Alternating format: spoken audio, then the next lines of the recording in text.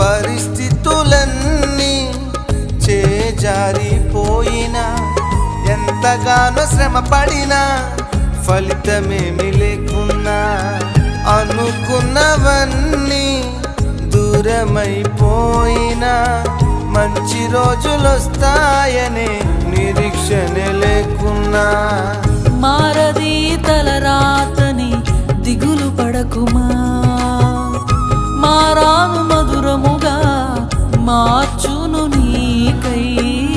మారది తలరాతని దిగులు పడకుమా, మారాను మధురముగా మార్చును నీ